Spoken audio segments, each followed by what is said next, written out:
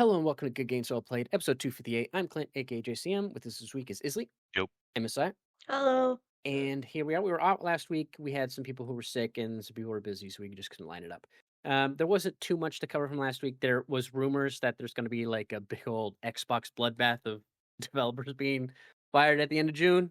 We'll see if that happens, but that was like one of the biggest things that was going around from Jason Schreier. So we will see what happens there. But jumping into news from this week, we were talking, and Izzy was complaining in Discord about how September's packed with games. And we talked about this a couple episodes ago from Summer Game Fest because everyone's trying to avoid GTA 6. But Lords of the Fallen 2 got delayed to 2027, mainly because they needed some more dev time. CI Game CEO Marek Tyminski confirmed that it was being delayed, saying, "As development progresses, we have worked closely with the gameplay feedback team and a dedicated group of seasoned Souls-like veterans within our launch creative team. Their valuable ongoing input combined with the team's vision has identified meaningful opportunities to further refine and strengthen the overall experience." Then he goes on to say that also, September is also super stacked, so it kind of benefits us as well to as part of the push on top of having extra dev time. Uh, and we talked about, I think last episode we had another game that got pushed out just slightly to avoid. I forget which one it was, but there was another game we talked about. Like, oh, we had our game make the first move. Like, let's see if anybody else budges.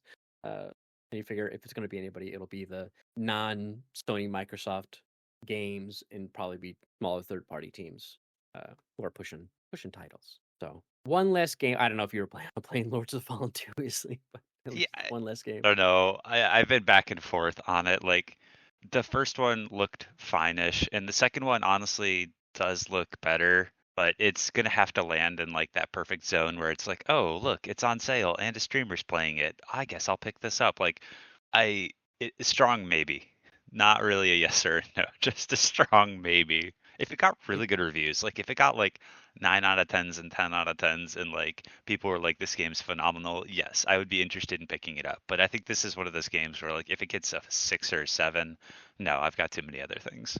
Did you play the original Lords of the Fallen from 2014? I did, but I didn't finish it. Okay, I yeah, because there's like it was just fine. I was kind of hoping it would be like Dragon's Dogma in the sense that like a game where it got 70%, but like it hit all the right notes. But for me, the first one just like didn't hit all the right notes. Like it was just clunky and needed more polish. So that's why I'm like, I like the concept of it. I mean, it's just another like Souls adjacent game. So if they nailed it, yeah, I would play it, but we'll see. yeah, this is a weird one because like okay, because there was a 2014 game and then they did Lords of the Fallen again in 2023. But I think the 2023 one was originally supposed to be the sequel, and then I Yeah, I that don't didn't know come how out. they So transitioned it from sequel. So when they released the first one, it was average. Then the new one they released was like, I do think it was supposed to be the second one, but then it kind of turned into a little bit of like a reboot because there was essentially like, I don't know, it just went into vaporware for so long, and then this is like now the re-sequel thing. But even the reboot didn't get great scores. Like it didn't really improve on a lot of the problems people had. So it they were both just kind of like, yeah, average to above average games, and if you really like the genre, maybe it hits better. But neither one of them for me were like must-haves. So at this point, I'm kind of just waiting to see what the review scores come in as. yeah, I'm just looking here at the development. So I guess the sequel Lords of the Fallen 2 was confirmed in 2014, originally set to release in 2017, and then CI Games took over development duties for the sequel, and then in 2018 it entered a partnership with independent Defiant Studios. But then in April 2020, CI Games announced it removed Defiant and replaced them with Hexworks as a newly created subsidiary of CI Games.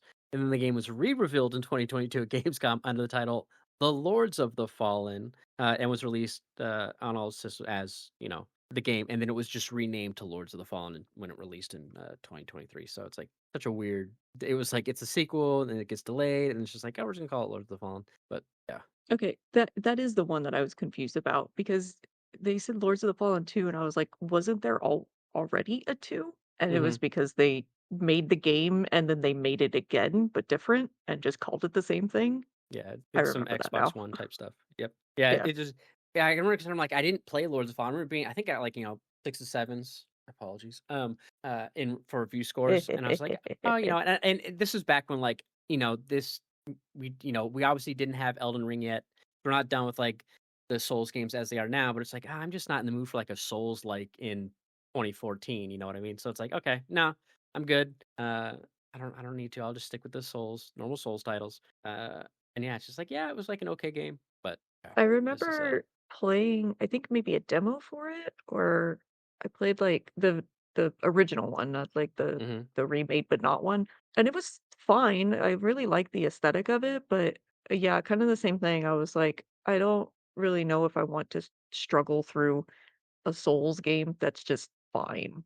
But I Yeah. mean, maybe go back and maybe watch somebody play it, or if it's like super on sale or something, because it did look really cool. Like the actual aesthetic was really neat. But Yeah. Yeah, it's tough too. It's like, okay, but are you good? Like that's why when you're talking about that mod for Elden Ring, I'm like, yeah, but in the same vein, it's like, are they good at balancing these bosses? Like, if they're not just a reskinning a boss from another game that they just imported in from another Souls game, rather, or reskinning a boss in the base game with a new look, it's like, oh, they just have their move set. Like we see that a lot in Souls games. It's like, oh, this boss has multiple move sets from bosses you fought hmm earlier.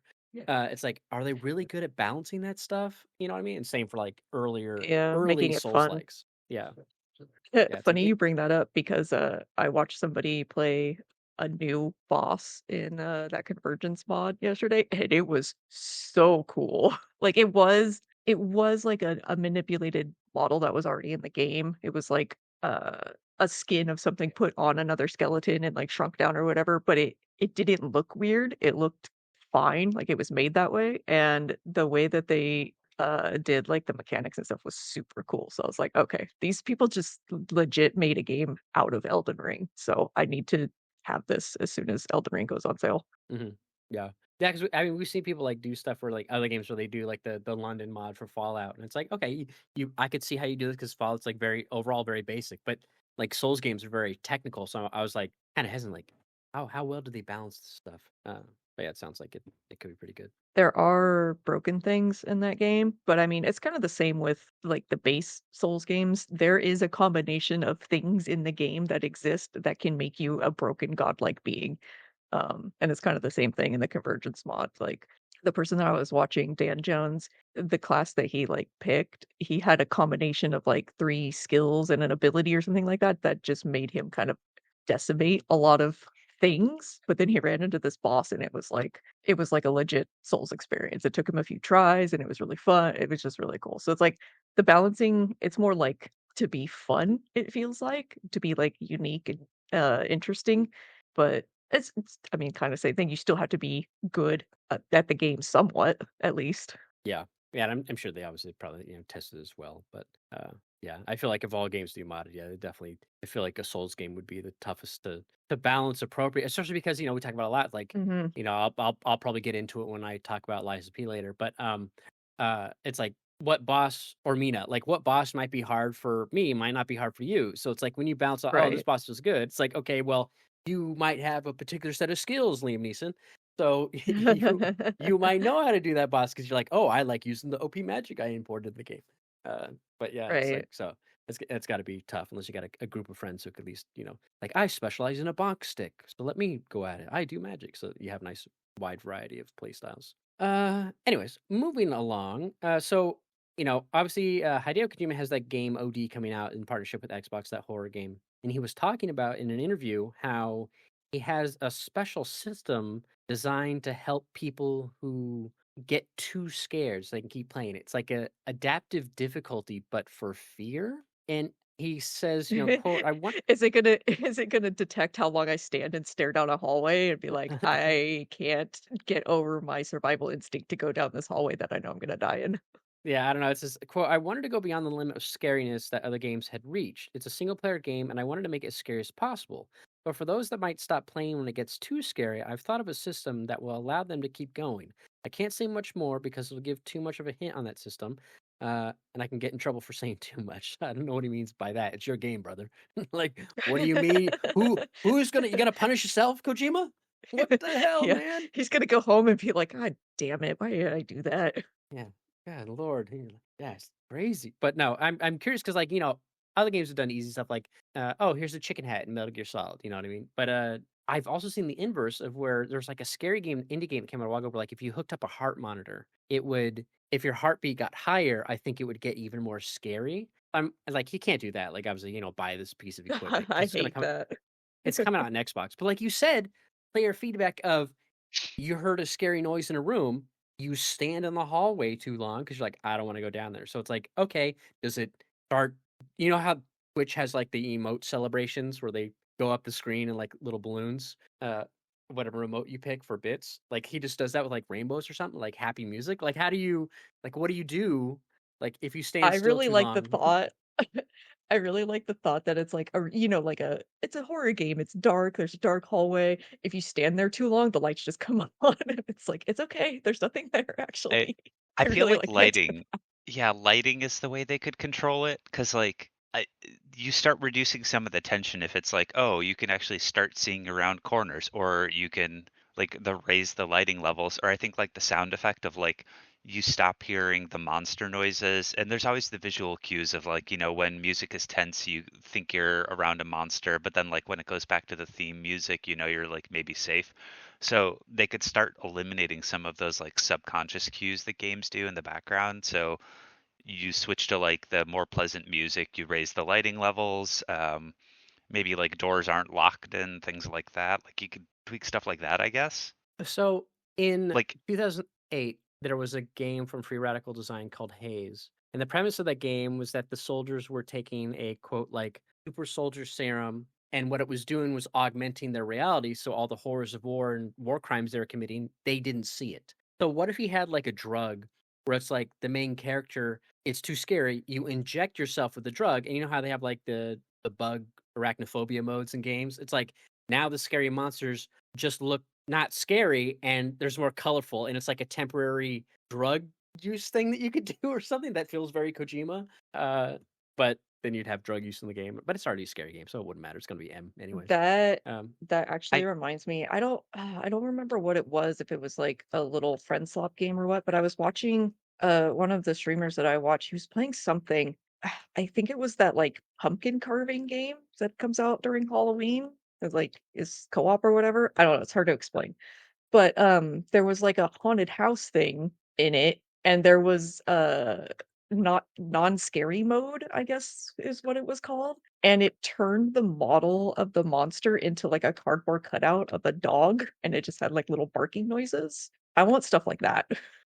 yeah, like I feel like a drug to temporarily make things not scary could work because then you could limit its availability. It's like okay, every level, if there's X amount of scary segments, it's like okay, you have one use, it lasts a certain amount of time, it can help you get through it.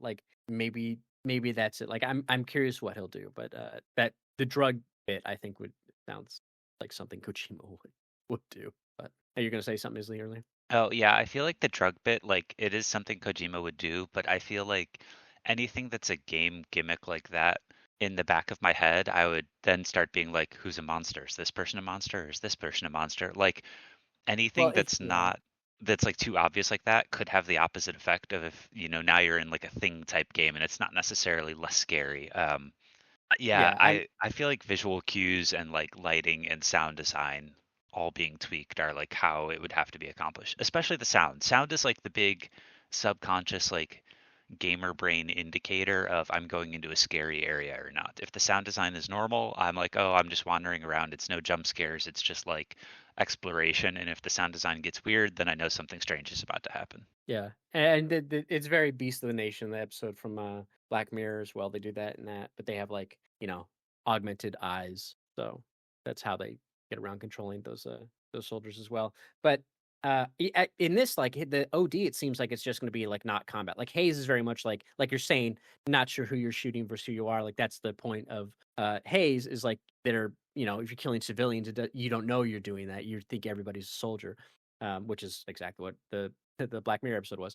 But it's if it's just purely you alone PT style, which is what it seems like it's gonna be, then you don't have to worry about killing stuff. Just like oh well, the monster's a dude asking you if you want to read a screenplay, or something like that. So who knows? But I'm curious what it is. Hopefully he reveals something more about it soon. But I'm always curious about adaptive difficulty for a game that isn't a standard shooter or usual game. I'll be curious how they adapt scariness. Like I said, Zaya's idea of idle, because I've seen other games where like you go idle too long and they spawn to kill you because like, oh, you're standing still too long. Hmm. Like now you die. But sorry, gotta text that real quick. Maybe it's just like a little pop-up that's like, you doing all right? You good there, champ? And if you Hey, don't buddy. respond to it, it's like, yeah, it just kind of pauses the game and it's like, take a It deep breath. It does like the pulsing thing where it's like, it spawns breathe like an in, encouraging breathe out. NPC next to you that like, hey, buddy, you doing okay? You want to follow me? I'll show you. It's not so scary. Come on, Yeah. buddy. It Yeah, just and spawns Leon Kennedy and he's like, I'll take care of you. Just follow me. You're like, yeah, yay, I'm Ashley now. and I don't have a shirt on to make you feel better. Hell Like, yeah. yeah, It we has don't to be need to the mod this 50-year-old one, game. though. Has to be current Kojima's Leon. yeah, Kojima's on your side. He knows what you want. But yeah, I'll be interested to see what he ends up doing. Not that I'll be able to play because on Xbox unless it comes out on PC and then I'll play on PC. But yeah, we'll see how it goes. And then moving on, I guess there was an interview with Deborah Ann Woll, who is Faye in God of War Laufey, and she was saying how I guess the idea for this game has been around since like 2018, back when God of War originally released and they were working on Ragnarok. Like she said in the interview how Cory Barlog kind of told her the idea of the plan for the game way back. Now, obviously, Corey's not directing this game, but he is the Mhm. producer and everything. So, and he's the creative vision of the I don't want to call it a reboot, but like the story reboot for God of War, essentially, just continuation. And it's like, okay, I'm always wondering about sequels where it's like, how much of this did you have planned back when versus how much of it is just like additive. Like you see that a lot with long range series. It's like, well, how much of this did you have planned for the end of the series? And there are some shows where it's like, yeah, I pitch like here's how it is. This is how it's going to end. We might have to fill in some story arcs in between in certain seasons, but we know like this is the end point. This is what we want to do. And we just got to do like, oh, what's season 3 going to be? Okay, let's do a little sub story. But yeah, so it's nice to know that hey, at least they've had this idea, and she knew about I guess Jack Quaid's, you know about the sidekicks, so like the cube and whatnot and everything. So yeah, she Mhm. says here he pitched it to me in 2018, and they had known about it before. Then it was wild. Like when Corey brought me in to talk about doing Ragnarok and show me the 2018 game, he already had a poster for the Laufey game with me and a cube. A cube that's been there since the beginning is deeply a part of the lore. So it's again, it's nice to see that it's not like, because your concern with the sequel is always like how much of this is Sony kind of being like, hey, do another God of War game, come up with an idea to not do just a follow up to Ragnarok kind of thing. Like then they just come up with this kind of last minute, and I am always concerned. It's like not that it's the sophomore slump because they already did Ragnarok. That would be the game that would traditionally fall into that sophomore slump. But you're concerned about that one. It's like you have games that are huge hits. Okay, now do another one. But it's like if you had the idea, cool. That works. I like it. And it's good to know. It makes me happy that they've had the idea for a while. Not that I It wouldn't have played it if seems like otherwise. one honestly, like it seems like one of those games where they actually did have the idea because it fits in pretty well. Yeah, and also it's like, I'm sure there's probably a lot of other stories that like a lot of what ifs. Oh, and what if this was happening? Or what if we did this? And it's like maybe you can't do that. And like maybe this could have started, it's speculation, but like it could have started as like an extra side thing, or maybe DLC plan. Like, ooh, what if we did like a DLC story instead of the one that the other one that we got for God of War Ragnarok. But if it's like, okay, what if we had this? What if we did this or did this? And it's like, okay, we take those cut ideas and kind of reshape that story that we want to tell into its own thing. Could be like a way you could go as well. But yeah, cool to see that they've had for a while. And then moving on to some other stuff.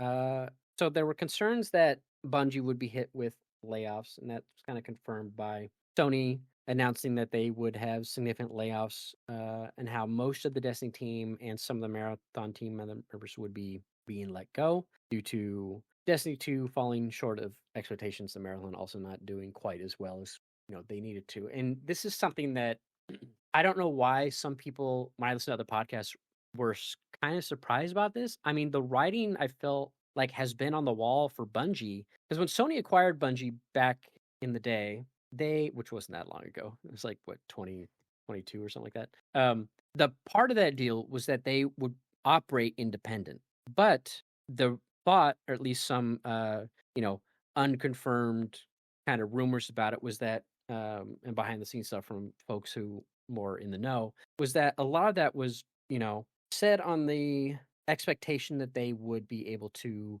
meet financial goals, essentially. Like, yeah, you can be independent as long as you continue to, operate, accordingly and have appropriate revenue stream and blah blah blah. It's like, yeah, and you see that happen in other places where it's like, okay, if you're not doing well, now then we're gonna have to take over more strongly as leadership and kind of get things going. And obviously they had some bad leadership at Bungie a couple years back with that one dude who just uses buyout to like almost like 100 cars or some shit like that he bought. Like it was just insane. And there was some other stuff with that guy. We won't go back to those stories. That was a while ago. But and then the guy that replaced him, like he's also gone now. He just left.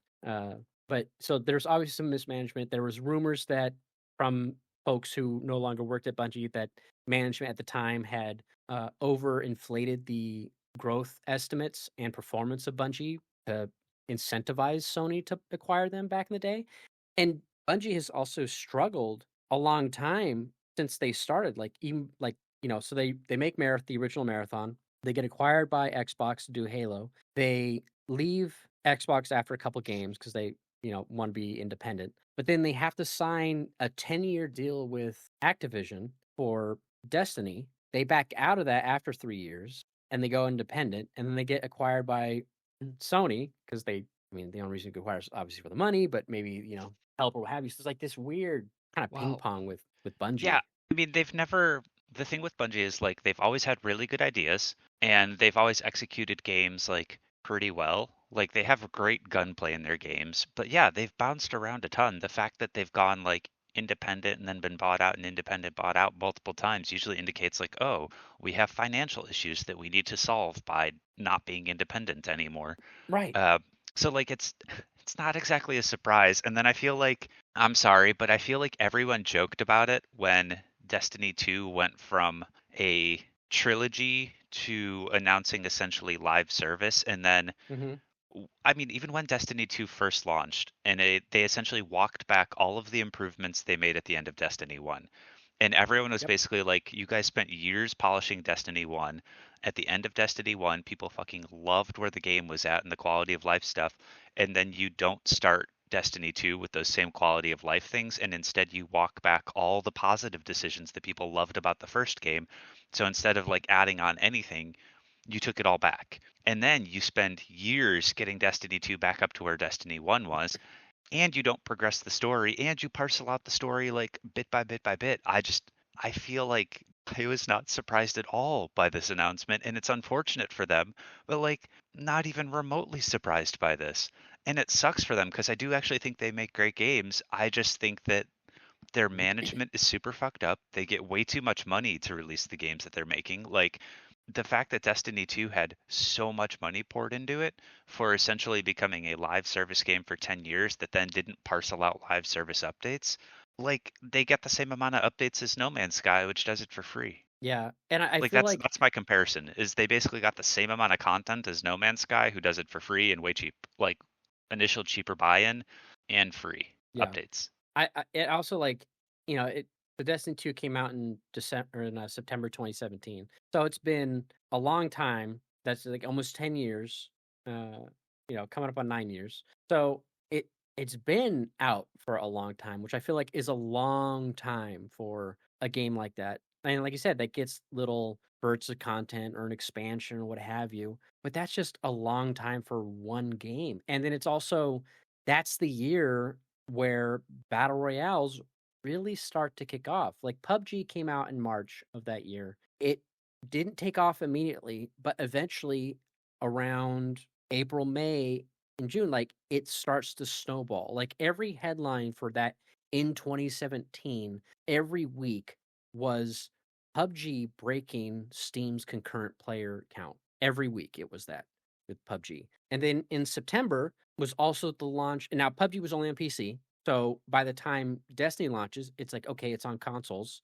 There's no PC for that. It's just on console. And then, well, did it launch on PC at the same time? It might have, whatever. But it's like, okay, here's Destiny 2. But then Fortnite Battle Royale comes out in September. Now, Fortnite takes a while to take off, but Fortnite's free to play. and it's a battle royale that's on console, which console players didn't have for PUBG. Then Fortnite also slowly starts to take off as well, and now these battle royale becomes the main multiplayer genre. So once people are done with kind of that, and Destiny 2 had a lot of like single player content when it first launched, of course. And then once it's done, it's like, okay, well, how active is the multiplayer in Destiny 2? Like I played like maybe a couple matches the OG Destiny multiplayer. I don't think I played any of Destiny 2's, maybe one by mistake, but or like I think I had to for something like a quest, to get some unlock stuff or whatever. But yeah, like battle royales take off in 2017. So now it's like, okay, you're pulling the player base for people who want to go back to something daily. They're doing that. It's got to be tough to bring people back from that with every bit of content. And like you said, you could have some good you pulled back all the updates you had at the end of Destiny 1 from Destiny 2. And like you said, making it the live service, I feel like, okay, maybe that if there were no battle royales, maybe that would have been the case. But yeah, I feel like that was the other thing that kind of like the unexpected factor for Destiny 2 was just that genre taking off. And then everybody wants to, Yeah, I mean, because for me, it was the story stuff of like I liked Destiny because of the raids, and I did like the weekly content and stuff. But the same issue I had that I started developing with like MMOs was what I got with Destiny, which is just like every like month, the gear I worked so hard for became obsolete. So it's how do you balance the sense of reward in something where every single month the stuff you worked hard for is obsolete while also still providing a sense of progression? And that's like a really, really hard balance to get. And most games don't do it well. So Destiny had like the gunplay stuff, but they started pulling away the rewards. And then on top of that, they also made it like really hard. Like, I mean, remember all the like LFG stuff of like Destiny 2 didn't have group finding within the game itself. You had to hmm go to like outside apps and stuff. So it's like they, at every step of the way, they made your life harder. They pulled away story. Like, they just had none of the quality of life stuff that was needed for longevity in a game. And then they freaking kept it going for 10 years with zero progress. Unfortunate, but not surprising. And I'm not even like I still played the hell out of Destiny 2. I had a great time. I loved the early raids. Um, but the game was a fucking mess for many reasons. yeah, like maybe it should have been like a 3-year life cycle and they should have done a third. Like I Well, feel like, I mean, it was planned as a 3-year life cycle, right, and right. then all of a sudden it wasn't. Yeah, and I think that's probably because like managers, like I don't think they probably couldn't afford to do that, which is why they did the acquisition with, Sony obviously acquired them because they were a live service game that was at the time doing well, and they could help them with Sony's own live service plans, which they've backed out of, on some of them. So it's like, oh, let's bring someone in who has expertise to do this initiative that in a couple of years we're going to kind of roll back on. So that's like, one of those reasons. And then, yeah, it's just like, at least with an MMO, I think about like 11 and 14, mainly because it was the main ones I played. I played 11 for even longer. But like, if there was no content or I didn't have anything to do, it's like, it was just the chat room. It's like, I go there to talk to my friends, maybe help them out with something. But I didn't have that. Like, because Destiny wasn't a proper MMO, it's like, I never went in to just hang out at the tower and be like, with my friends talking in a group chat to be like, you didn't have that for me. And maybe some people did, and that's why that like I never did the raid content, any of that. It's just I didn't have any enough friends who were playing it, and because you can only have 3, it's like, okay, well, why? Like I just don't have I'll do other games, multiplayer games, and not this one. And then yeah, I hardly went. And they sunset content, and it's like, okay, this is just gone now. It's vaulted. And then I wouldn't go back for any of the main story expansions. I'm like, okay, well, this won't be that long. And by the time I get back into that flow state of the game and start enjoying it, it's going to be over. And I just like, okay, I'm good. Whereas like, when Zaya talks about a new Final Fantasy expansion coming out, like it's a big deal and like a big story. And then they have like, all the updates afterwards to continue that story, the main arc of that story, and do all the fallout and the resolution for other stuff that happened in that main campaign. And then eventually they have updates that lead to the next expansion. It's like, if 14 has like a great structure, whereas Destiny, I never felt incentivized to go back and play it, myself, anyways. But yeah, I think it's just the live service choice, and then free to play battle royales, and yeah, it's just, I don't know. And I'm curious too, like, we talk about a lot about Redfall, and if Microsoft had actually stepped in to manage that better, because when they made the acquisition, they were in the process of developing that game, and they were kind of hands off, and that was this stuff that people bemoan. It's like, oh, maybe Phil Spencer should have been, more hands-on with what they were doing. But with this, Destiny was already done. It had been out for 5 years when Sony acquired them. So it's like, I don't know what it would have looked like if Sony became more hands-on at Bungie and guided them on their, production. I Like, what would I that feel have like done? I feel like there's like two routes that Destiny needed to go, and they never chose between them. So one route was you full commit to it being an MMO, which they never did. And if you full commit to being an MMO, you need to provide all the like quality of life things MMOs have. You need to have group finder, you need to have like more content and more quests. You need to make your things like a big spectacle, and you also need to figure out probably like a revenue stream that allows you to produce this content effectively. So in that instance, it probably would have made things like cost more money. And then if Sony stepped in, it would have been like, we'll help fund the money to like get this going or like minimize impact on players of like subscription fee or something. Like that's one route you go. Or the other route is you treat it like a series of games, which is what it was originally planned on, in which case you actually need to commit to like progressing the story. And they also didn't do that route. But that would have been the like 3 to 5 years of good content, sunset the game, make the next one. 3 to 5 years of content, sunset the game, make the next one.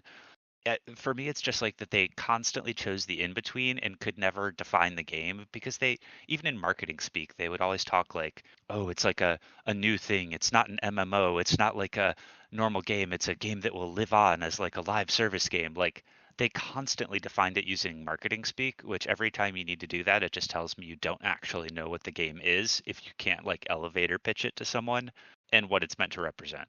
Yeah. But I don't know. It's a bummer. I'm also not surprised. I also feel like Marathon had like zero fanfare around it. And I don't know what Bungie needs to do. I think they make great games and I think they have really talented people. And I think their like gunplay systems are some of the best. Like I truly think Halo and Destiny, the gunplay in both of those games felt fantastic. Like maybe the best of like any game, like shooter game I've ever played. Like just absolutely phenomenal. Like the shotgun in Halo, I still think is one of the most satisfying guns I've ever used in a game.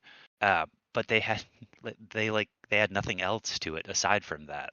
Like that was it. Yeah. So And it's not like they could have made Marathon way earlier because Marathon is now an extraction shooter. It's like, okay, that's because extraction shooters had started to take off. And it's also so it's like, okay, they couldn't have done that quick. But like the one thing too is like that the other bit was Marathon was supposed to come out in September and then it got delayed to when it finally released earlier this year. But Arc Raiders came out in October. And so it's like, okay, so you could have released the month before Arc Raiders. Now, Arc Raiders did have a beta, closed beta, and people played it, and there was some positive word of mouth, but that game didn't pop off until it released and more people got their hands on it. And they're like, oh, this is really fun. Like if Marathon had come out in the state it is now, but earlier, like that would have done probably better for them to be like, okay, they're first to market between these two extraction shooters. And, probably would have but put them in a even better position. yeah, even with Marathon, I feel like they tried to play it into like a much bigger game than it ended up being. Like,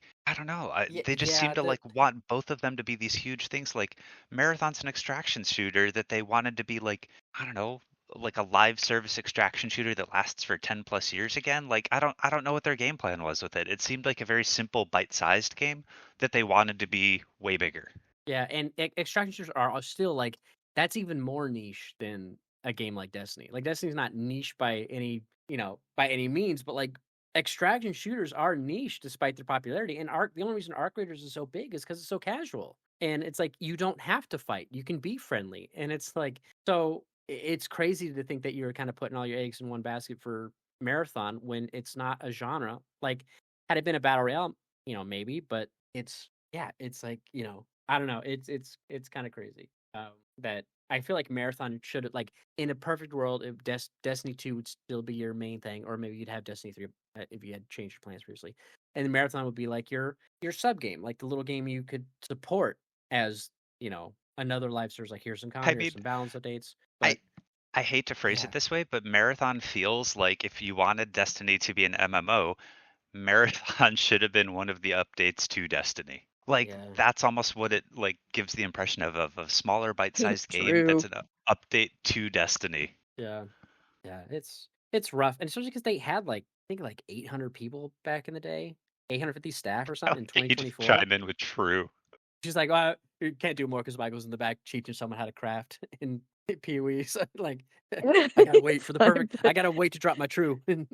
But it is though. You need. I know you need a soundboard, and so you can just hit the button. That way, if Michael's talking, be like, just boop. You hit the wrong one. You're like, oh no, I hit the wrong. I also had to Who take a moment to who? breathe because I got stuck in a raid with a terrible co-healer, so I needed a moment to like Yeah. recompose. You're like, please. It's like when I have to deal with the kids while you guys are talking about a game you're both playing together. I'm like, I hope they talk for long enough that I can take care of this problem real quick. And then it's like 12 seconds later, we've come to agreement on the game. Yeah, and it's, dude, Yeah. the other day, This it game's got good. edited out. Yep.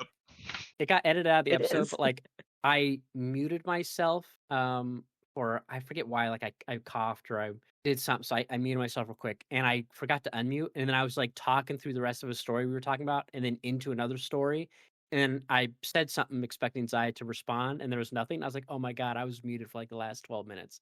And Was then I just sitting there And quietly I too? Like, this is yeah, normal. Zai thought I was dealing with the Silent. kids or yeah, something.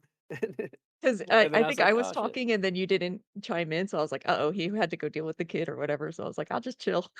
Yeah, but on my end, I did I did comment in, but like, yeah, so I was like, funny, just me going out like, okay, I had to like remember, cut it back, and where was I? But anyway, but yeah, it's a rough spot. Like I don't know what you should have done different, and like obviously this isn't like this is on studio management at Bungie, the old management that's no longer there, and then the guy that took over. Like it's yeah, and it's like okay, should Sony have stepped in more? Would they have I done a know better job? this.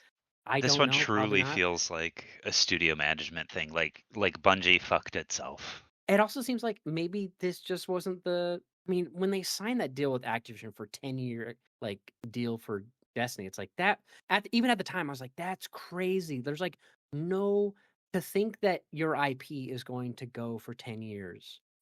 Well, and that it's going to be so like not that it will just survive for 10 years, but to think that your idea is so good that it is a 10-year franchise originally was just a wild decision. And I do think a lot of that was on the name. It was on the Bungie name because like, oh, they had like they were Halo and people knew that for that. It's like whatever they do next, it's gonna be great. You know? So I at the time I get but I didn't play Halo. So I was like, I was an Xbox person. Like, okay, I didn't have that sort of vote of confidence that a lot of other people in the industry did. But But I'm like, okay, I could but see like it. even to be clear, Halo like yeah, Halo 1, 2, and 3 were fantastic, but it was like the only thing they've ever made. So it'd be like the equivalent, I mean, not the only thing they've ever made. I know they've made more, but it was the big thing that they made. So like the equivalent of that would be like any series where you've like, yeah, I've released a successful trilogy, therefore any game I make will be great. And it's like there's a lot of game companies that have made like a successful game and sequel where their other ones suck and they Yeah. fall apart. Yeah. Yeah, I I mean, think just the Assassin's game ran Creed its life 1 and cycle. 2 were great and then like the third one flopped. Like it's not unnatural to like have two good games. Dead Space died after the third one. Resistance died. Like it's unfortunately not unusual to release a really good trilogy and then still fail. Yeah, and like I feel like the games that are live service to go for a while, like you to either need to be really good like an MMO, like what FF14 is doing, or No Man's Sky to where you can put out this content and people are still buying your game to where you're whatever you're doing is within scope of your revenue to be able to, keep supporting it. Like if they keep seeing I mean, they must still be seeing sales or they just had a big old spike from when they went to Xbox and blah blah and all this. That's like okay, we have enough bank and we're still pulling in little bits of money that the content we're doing we can develop, you know, within scope of our capabilities to not overextend or have money problems. And it's like I feel like yeah, either you need to do something big or just sunset it or roll it back and do something else or something. I don't know. Like it's I mean obviously we're only saying this because hindsight's 2020, but it's like yeah, I don't know what you do different. I just know that I wasn't someone who came back to your game. Like I played your game. I think I did maybe one expansion eventually, but I did not go back for the other ones. I was like, okay, I'm done. But yeah. Um. Anyways, moving on from there. Um.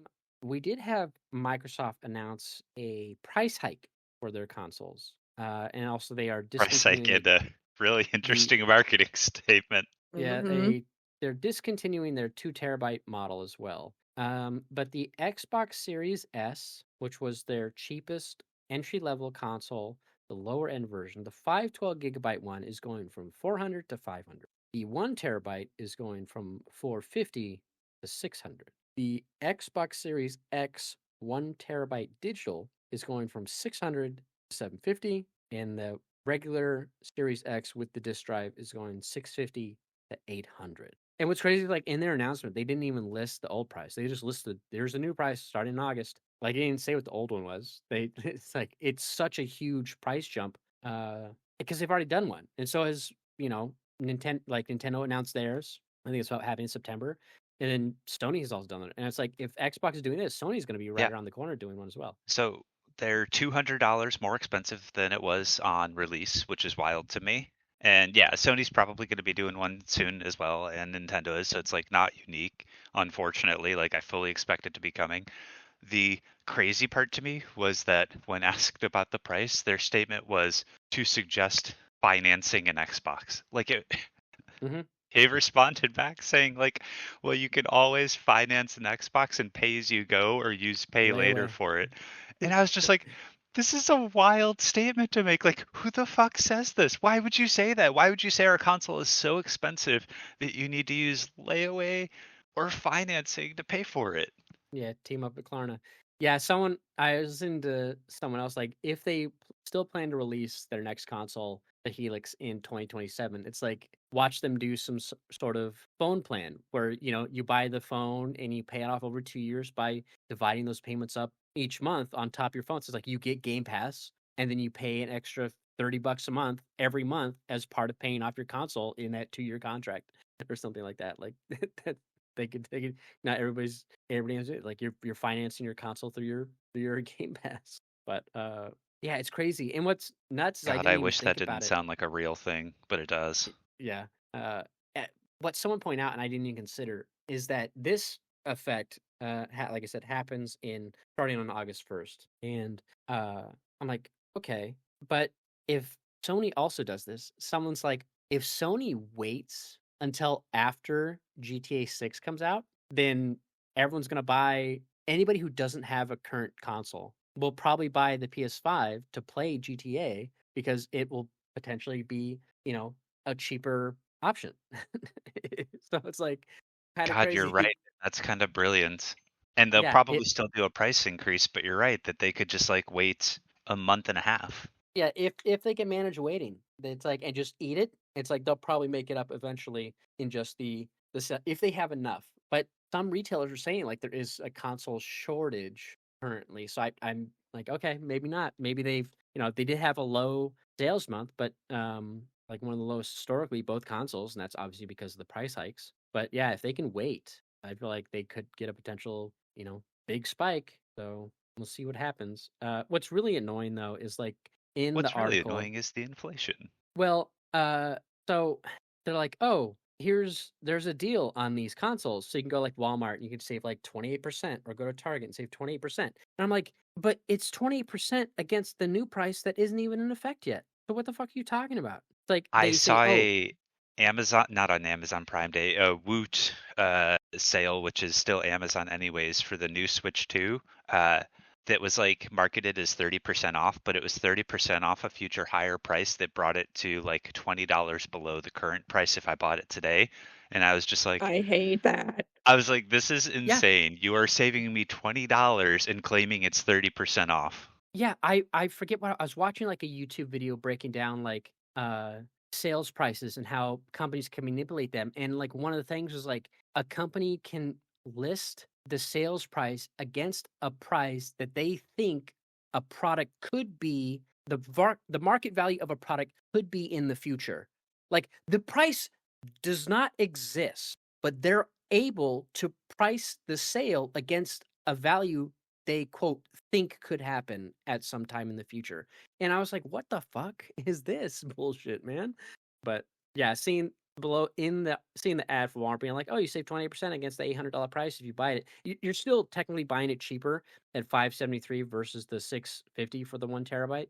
But I'm like, you're not saving 20%, I buddy. mean, Like, you're still shut the fuck technically up. buying it cheaper, sure, by like But that $4% or you're something. mislabeling it. Yeah. Yeah. Yeah. It's the same as just putting a sticker that says 50% off of the existing price, but it's the same price it was the day before the sale. You're just putting a Yeah, fake percentage off. I was thinking it was the Black Friday thing where it's like $4.99, and then on Black Friday you put the sticker over it that just says like sale $4.99. Yep. Oh, I got to do it. Like, yeah, that's a tactic they obviously people do. I mean, People especially if do, they and it works. when they put the sticker over the old sticker and you just lift up and you see the old sticker, you're like, wait a minute. But that's why I love when they have like the double check the the price history for something. You're like, let's see. Is this really a sale or is this a forever sale? So it's not the sale. You're just always on sale. Yeah, it's a crazy price increase because the Steam Deck came out, or Steam machine is announced on their price, and that's $1,000 with no controller, and it's like, Which is also just a wild price. Like yeah, I thought that thing was going to come in at half the price to make it like competitive. yeah, and they did say like I guess they were talking about how they wanted it to be cheaper, but because of the cost of memory and RAM and stuff, it's gone up. So it probably would have been about $200 cheaper if things were better. But it's like, yeah, it's nuts that it's crazy, man. I mean, we already talked about price increases before, but now this is such a big price increase, and then yeah, it's crazy. Like at this point, I'm like, are we even going to get another console generation, or is everyone just going to be like, fuck it, this is too Yeah, expensive? it's gonna PS5 for be 10 years. right. It's gonna be PS3 360 all over again, where instead of the housing market crash that extends the life cycle of those consoles, it's like it's just the cost of components. It's like just gonna have to keep these because it's already gonna cost way more to make the base ones you got. Like unless you just fully stop making the old ones and only switch to just okay, we're done. We're making this new one because maybe the components for the other bits that aren't that more expensive, like a better CPU, better GPU, those don't go up. Because people aren't, GPUs used to be up because of bit mining, but it's like now it's RAM. So it's like, okay, the other ones are cheaper, but now the RAM costs more. So it's like, okay, we'll Like just stop making I Xbox know and we already PS5. got the pro versions, but it's almost like they need a rebranding of like the PS 5.5. Like instead of calling it a pro, they need a new version. Yeah. Or they got to have like a trade in, like you send in your console to Sony and Microsoft, and they take the RAM out of that one, refurbish it, and put it into a new one to save you some money. Like, okay. But 1 second. All right. And I mean, Oh, God. oh, I was gonna say, I mean, like I feel like we started kind of lightly getting rumors of the next Xbox, but I don't Well, they feel talked like about it. yeah, well, they They talked said, about it, but then like the news kind of all died down around it, and it was kind of well, like, because oh, did yeah, shit it get was too what. expensive? You guys were like, we should delay talking about Well, this for a they year or just so. announced it like they said, "Hey, here's our plan." When Asher Sharma took over, but then it's like then it was just bad news. It was they had the showcase, and it's just like, bam, rumors about shutting down Double Fine and these other studios and blah blah blah, and then bam, the price increases, and it's like all that goodwill is just gone because of all this stuff. So it's like, okay, maybe your plans are not going to pan out, but it's crazy, man. I don't see them launching. Like you would have to be. I don't know what you could possibly do to incentivize people buying a new console. Like we already saw, it was hard enough to. Even though PS5 is prior to this problem was selling really well. Like I mean, PS5 was doing the good numbers. the only thing that would incentivize me to buy a new console is the same thing that always pushes me to buy a new console, which is really good games that are specific to that console that I absolutely want to play. So like Switch 2, don't really have any desire to get a Switch 2, but when they were like, "Oh, Ocarina of Time remake," I'm like, "Okay, well, give me a Switch 2 bundle with Ocarina of Time remake." Yeah, that pushes a console for me. But like with Sony and Xbox's strategy of every game releases on PS5 but also maybe PS4, and then like if they release a PS6, it's going to be PS6, PS5. There's not going to be anything to push me towards a PS6 unless it is Hmm. fucking phenomenal. Like this is going to be the one where I'm like, PS5's kind of good enough. Like I don't really need to jump to a new one. You haven't changed anything in a drastic way that makes me care. Yeah, like you just gotta like go ahead and plan it, but like don't commit, and then just Yeah. wait for stuff to go down if it ever does. Like I can't even think of a game at the moment where I'm like, yes, that would push a new Sony console for me immediately. Yeah, no. Maybe if Yeah. like Intergalactic released only on PS6, because like I do love Naughty Dog's games, so like Intergalactic combined with like Final Fantasy 17 being an MMO or something all at the same time on PS6, I'd be like, oh fuck yeah, like I'll get on that bandwagon. I don't know. They'd have to also like have PS6 patches for like all the games I was playing or the games I normally replay or something like that to like make them even better or something. But yeah, I just don't see it, Yeah. man. I feel like they're gonna. Who can afford console? Like it's like Yeah, and those game companies would be shooting themselves in the foot by handicapping their sales yep, which by is why they had essentially, so many yeah, multi-platform PS5 games that are going right, to PS4. right. So they'd have to do the same thing, and it's like it's so expensive now. I just can't imagine a world where you push a PS6 by having games that are only available on PS6, even though that's what it would take for me to buy a console like that at this point. Maybe Yeah, things get it's better in a year, but like at this point, that's what it would take. yeah. Otherwise, it could just be heading to another video game crash. Except instead of because of overabundance, it's just because unable to just everything's being priced out. Rough stuff. The only other news this week was that Rockstar confirmed the price of GTA 6, $80. Everybody's kind of expecting. I mean, Mario Kart and Switch 2 was $80, right? So it's like, of course, GTA is going to be it. And they have a collector's edition that's like $100, which is pretty standard for. Although it's got like only digital stuff. The thing that's stupid is there's no physical disc for this game, and they say it's to keep Street Day from being broken, but it's just so you get more money. Like that's all it is. I hate that. I hate It that. I'm it, not supporting it that. yeah. So it's like it's so dumb, and it's like, and people talk about it in other shows. It's like because the first thing I thought was like, how many non people in the know are gonna go buy this and get home and be like, the fuck, Yeah. there's no game in here, man. But Yeah. Or people who purposely go buy physical games because maybe they don't want to be on the internet. Maybe their internet sucks. You know? Maybe they just don't have the resources to download a full ass game onto their console or even their computer. And it's just like, I hate you. We don't want a street date to get broken. Shut the fuck up. That's like a it's so dumb. release tradition at this point. Like, who cares? Now, if they tiered it and did like, oh, we're going to do digital, but then like 2 weeks later, that way they can't break it. We do physical, maybe. Then I'm like, okay, you are trying to prevent the street date being broken. But Right. I'm like, there's not. That's not even the case. And there are like some fake rumors Yeah. or whatever out there that's going to like, but that's not what's happening. So it's like, it's so stupid, man. It's so dumb. And what's even dumber is like, there's And people that why are scalping pre-orders. I'm like, it's a digital game, buddy. What the fuck are you doing? I mean, at that point, why even like try to make an excuse for it? Like, oh, Yeah. we just didn't want to go through the production of a physical thing, and it's just uh, digital only. Nobody cares about that to a degree, you know. There are hundreds, thousands of like smaller indie games that are download only and they will never have a physical release, you know, whether it's on PC or Switch or PlayStation, well, what the fuck ever. So if they're just like, we just, you know, didn't want to go through a physical production because of like supply chain stuff and inflation and blah blah blah blah blah blah, whatever. Just maybe at some point down the line do like a limited run or something, or do like a Hmm. what's the other one, 8-bit run or whatever, do like a special edition or something. Don't just be like, oh, we just didn't want Street Day to get broken. Shut up. Yeah. That's gonna affect It's like 100 people, if that.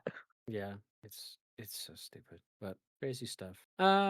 Yeah, that's pretty much it for the news. I didn't have too much else saved up. At least nothing else to really comment on that was worth speaking to. So we can go ahead and move on to what we've been playing. Now, since the previous podcast, you had finished Mina, but then you weren't on an episode with me, and it was me and Isley. Isley hadn't played enough of it to really catch up. I have since I beat Mina the Hollower on Tuesday. Isley, have you beaten it yet? What are you? I Where have are you? not. I just have the last dungeon still in Mina. So Okay, I'm the okay. slowpoke in this instance. So we have two people who have since finished it, and then you have been. Is that the only game you've been playing? Is Mina the Yeah. Hollower? Yeah. Okay. And so I've beaten up to the last spark generator. Okay, so we can talk about. So this will be like the Mina the Hollower segment then, because Yeah. I'm assuming aside from that, Zai's just been playing Final Fantasy, and then I saw you were playing something else Oh, I yesterday. played a new game yesterday that I bought on the summer sale. It's called Played it. Into the Emberlands. It's cute. It's fun. It's not Okay. really, it's like a more like a puzzle game kind of thing, but that's really all I've been playing. And I played it yesterday for a few hours. That's it.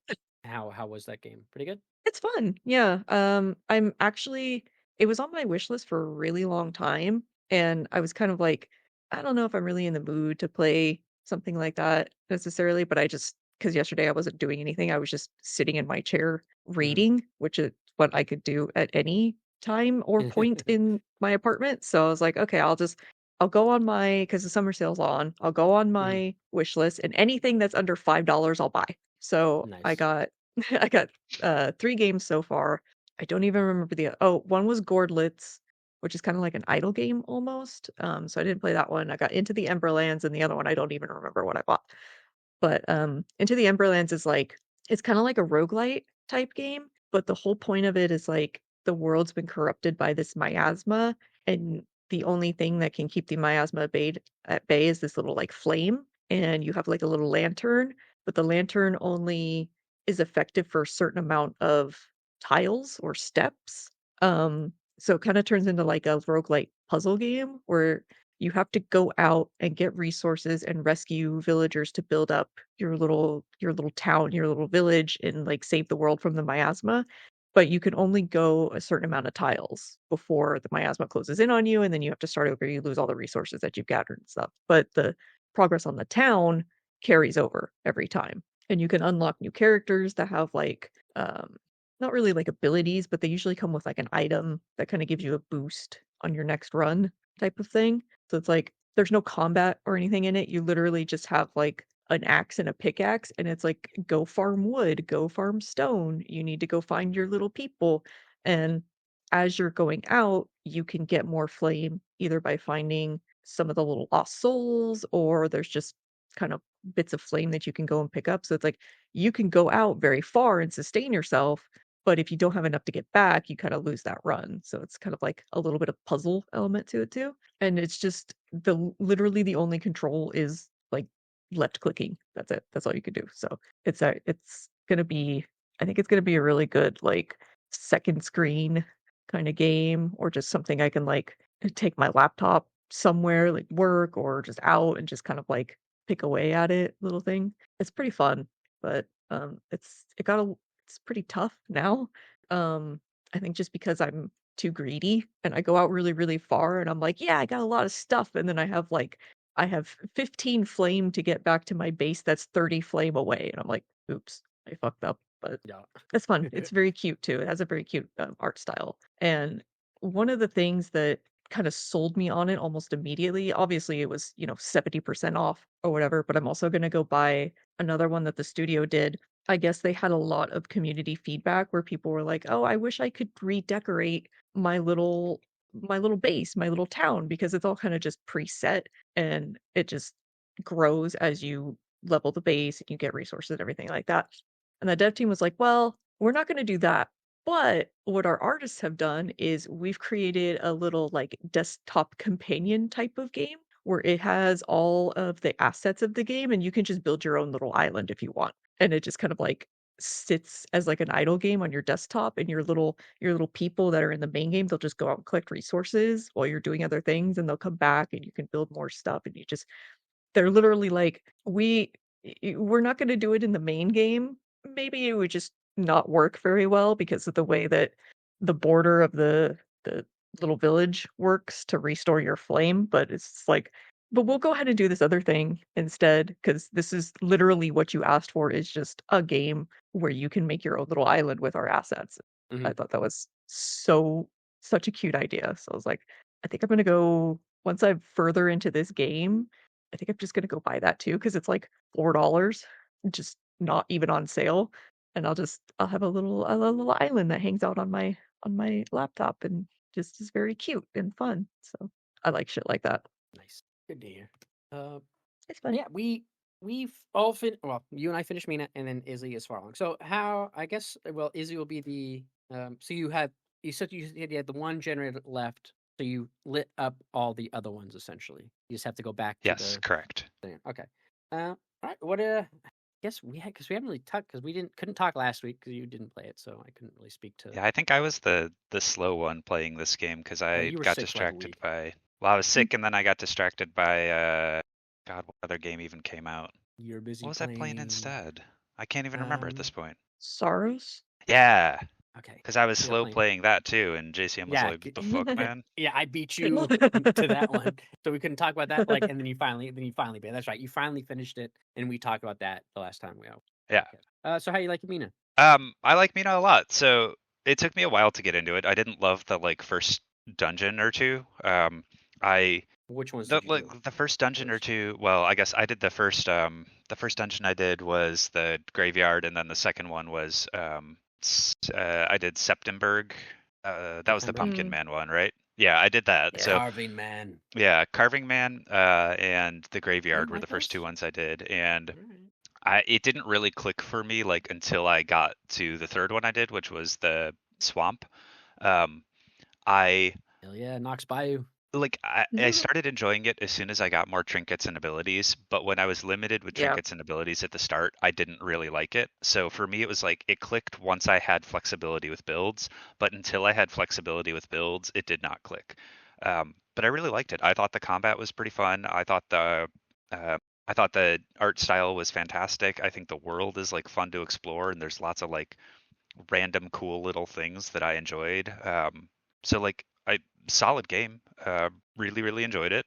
I can already tell like obviously I mean spoilers if you're listening to this, but like obviously Lionel's the evil dude, and they Yeah, it's Final telegraph that Fantasy very 7. yeah like they telegraph it all Yeah. very early on. So there's no there's not really any mystery with like the story. Um, Yeah. but yeah, the trinkets for me were great. I liked exploring the world a lot. There were a few things I found extraordinarily frustrating. I hated the carving man portion. I was just like, oh, the carving hmm man can fuck right off. Uh, Oh yeah, Mr. X I chasing you, man. He's yeah, gonna I get was you. just like, Fucking seriously. yeah, I carving love man it. can You, fuck right you off. go underground in that one spot, like I'm gonna rest. Oh, here I am. Like oh shit. I love that. Or you go to like rescue the children and you're like, oh, I have a moment to breathe. And then you go rescue the child and then he's there. And I'm like, I fucking. uh, Okay, at Yeah, two of least the you kids can, died like, yeah, for me. at least you can survive. Um, oh, I rescued all the kids. I didn't kill anybody. Two of I them are I dead But did for it's me. like, rescue all the kids. Yeah. Yeah. I appreciated that you could at least survive an encounter with him. Like once he catches up to you, it's not an automatic you're dead or you have to go back to hmm the screen or whatever. I did hate that he keeps throwing me around the screen. I'm like, God fucking damn it. I just made it to the exit. You threw me all the way back to the fucking start of the God damn it. But yeah, that was the first one that I did. So I had a terrible time for the first like 3 hours of that game. You I Yeah, did turned on baby Septemberg mode. I could first. yes, I did. I did. Oh, I did. dude.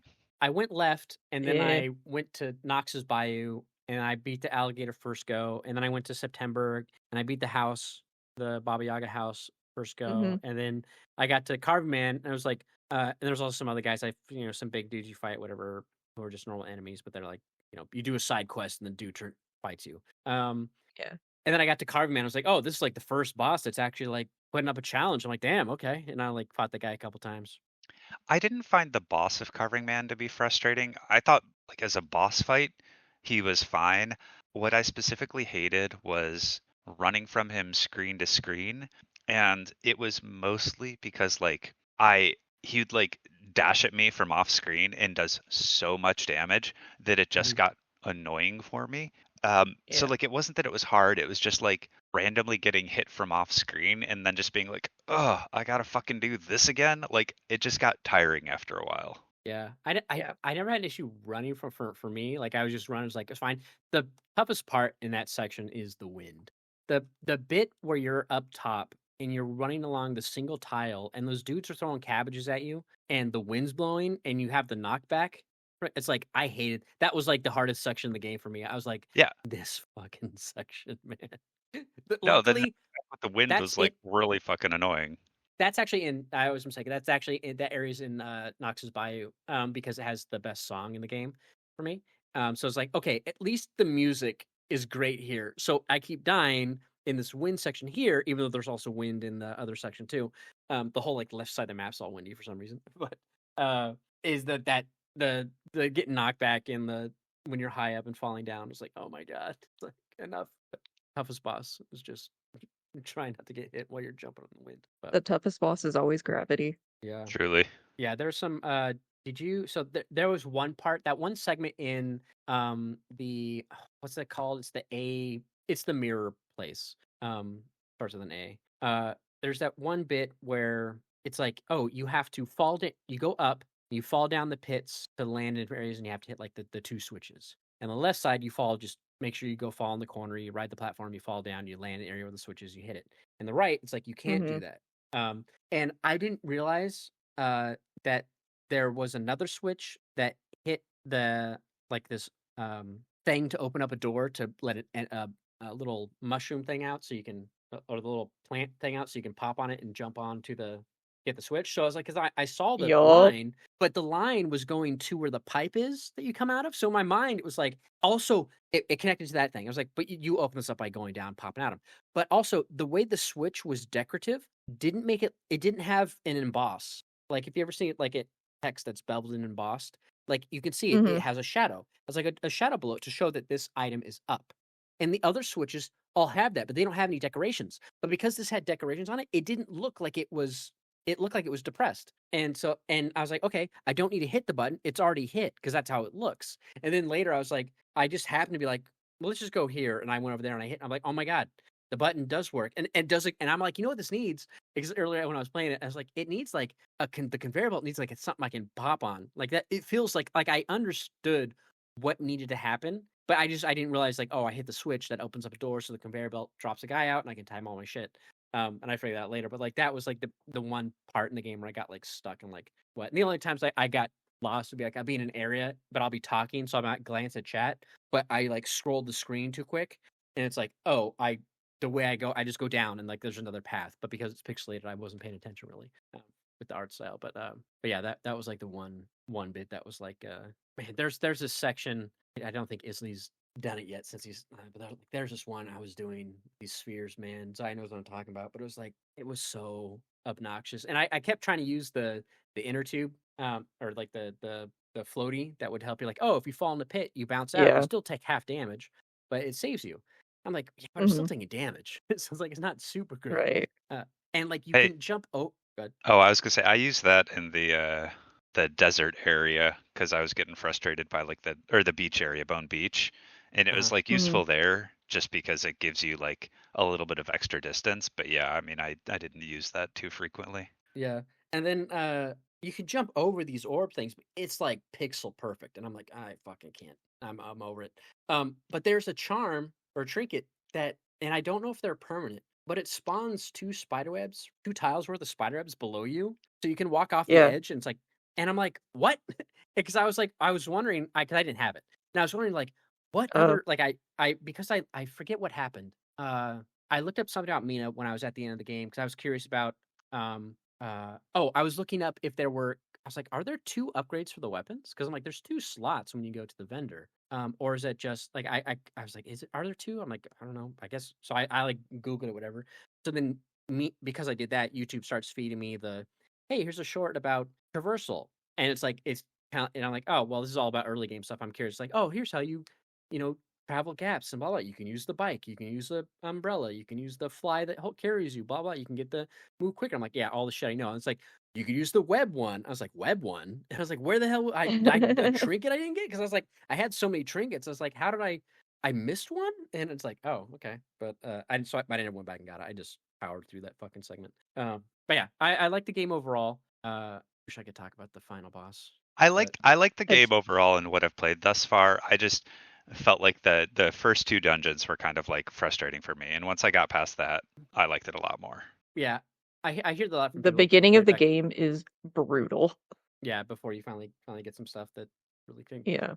The lack of diagonal attack with the daggers. Now you can kind of hit diagonally if I do the R2 attack with them, but I'm barely doing it because it doesn't do a lot of damage. It's just like a gap closer. But like not being able to attack diagonally with the daggers is like the only thing that pissed me off so much. There's so many times I get close to someone. Now if I position myself on a tile and I like get as close to the edge as possible, I can kind of go over like if it was a pit and she starts sweating, I'm like and I line it up like that, I can hit something that's at the corner.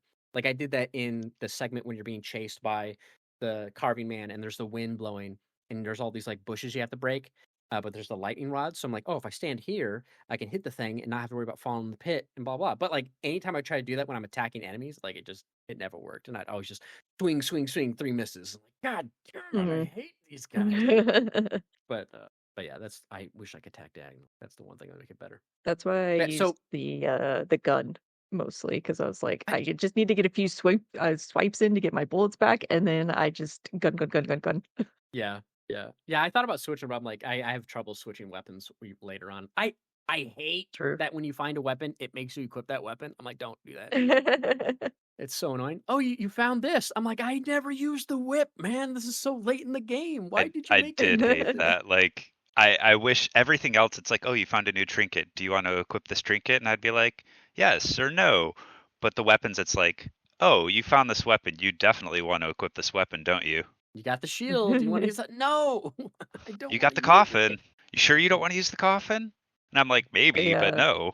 Yeah. It was the fucking worst because the coffin was the first weapon that I found, and I started with the Morning Star, so it's like now my attack range is cut literally in half, and I was like, Yep. I need And to you have to get out of counter. here. I'm Like, just going to die. I can't I do can't. this. I got a counter to actually really do some damage. No.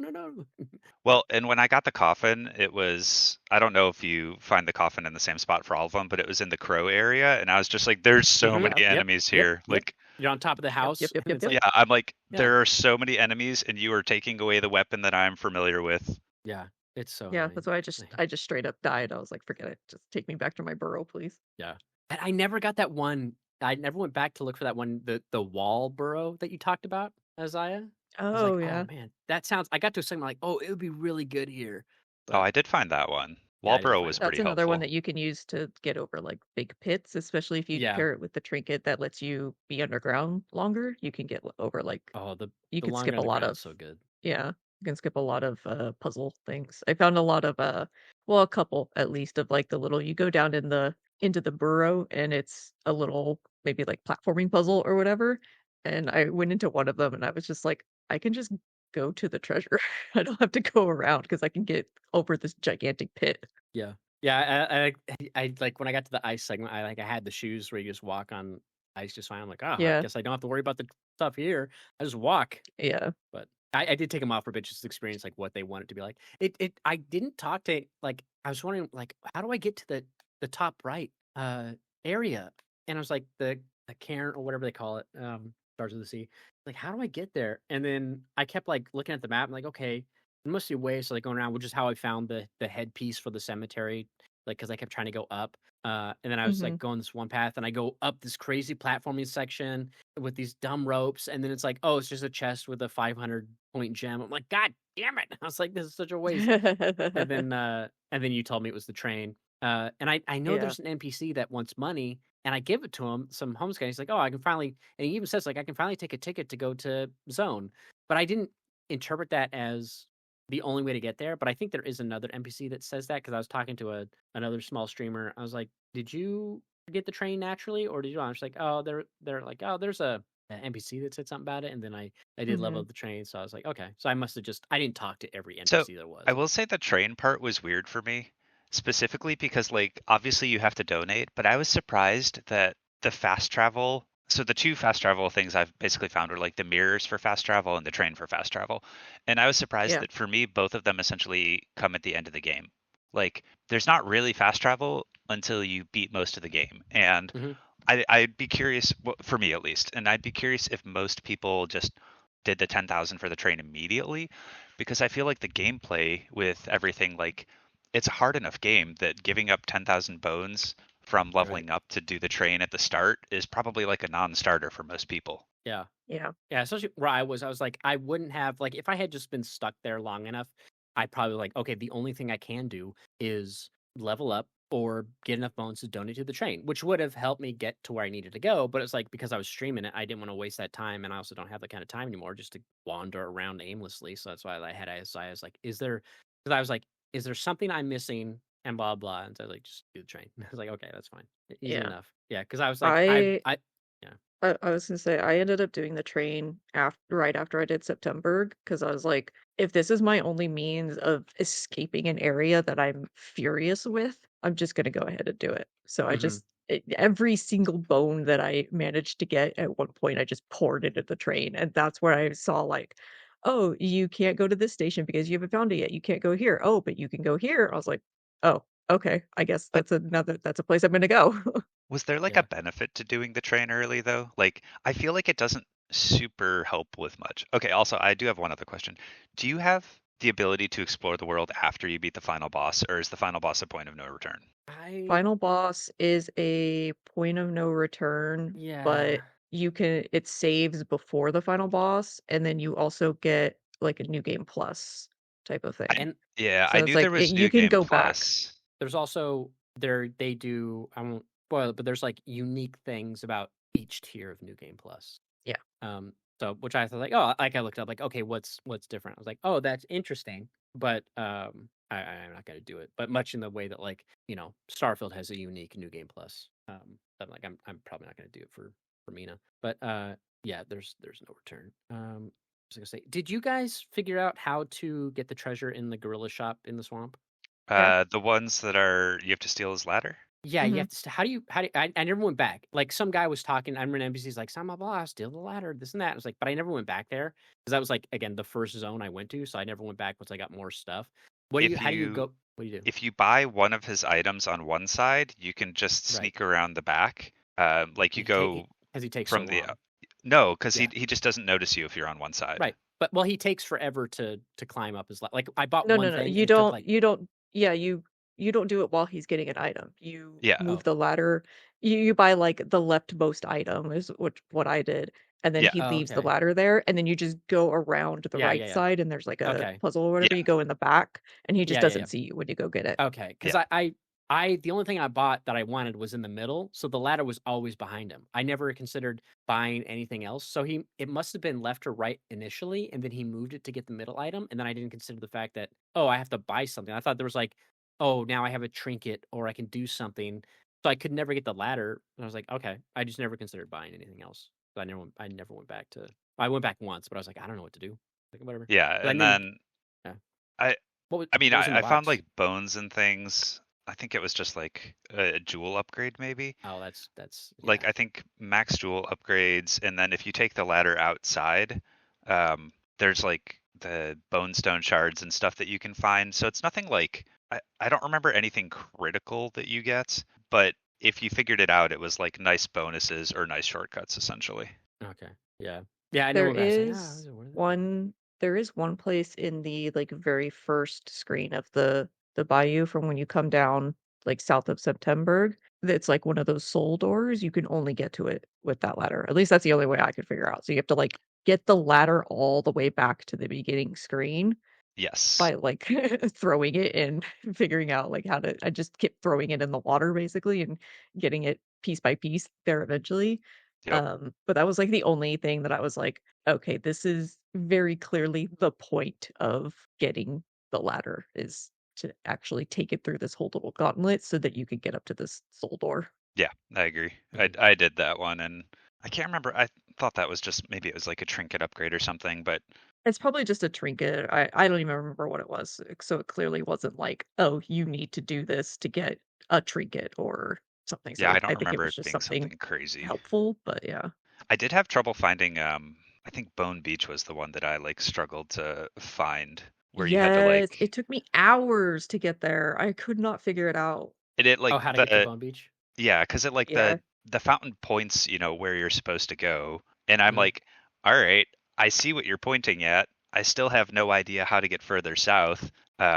And then like one day it just kind of like clicked for me and I'm like, oh, To throw you the plant to fucking yeah, jump like up. I think I did it Yeah. accidentally and I was like, oh, you fucking bastard. Yeah, it took That's me a sec because literally how I did it too. Was yeah, accidentally. it took me a sec 'cause when first time I'm like, "Okay, let's go down to Bone Beach." And I was like and I looked on the world map and it's like, "Oh, it looks like it connects to this zone too." It's like I went to the instead of going down to the going south to go over to it, it's like I went like right and down. I was like, "It looks like I can go here." Like it looks like the trees have a path and like and maybe they do the other way around. Like there are some zones that do like a weird like the graveyard goes to the one zone um to Bone Beach, but like it goes the back way to where you can't do anything until you unlock the bit. So I'm like, okay, like you fight those dudes in the arena, the miners or whatever. But it's like, okay, that didn't help me. So I found that, but it's like that didn't go anywhere because I can't do anything yet.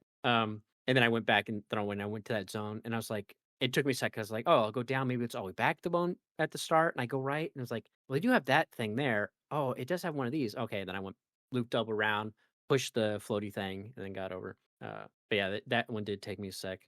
which is why when I had to look for the top right, I was like, "Ah, I'm gonna try these 2 zones, and if I can't get it, I'm just gonna be like, whatever. I don't have time.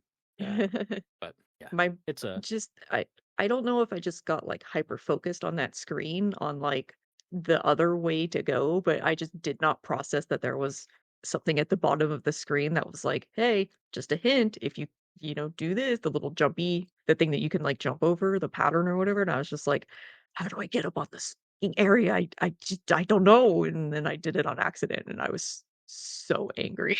I'll even acknowledge that they clearly have something that's meant to like teach you about it because they have Yes. like little side paths that you're clearly supposed to be like, oh, this is a single room that I don't seem to be able to access. I wonder if I use this, thing to get there. So like they clearly try to train you to do it. I just wasn't having it. I just have, ADHD gamer brain and don't look at certain parts of the screen for hours and hours and hours, apparently.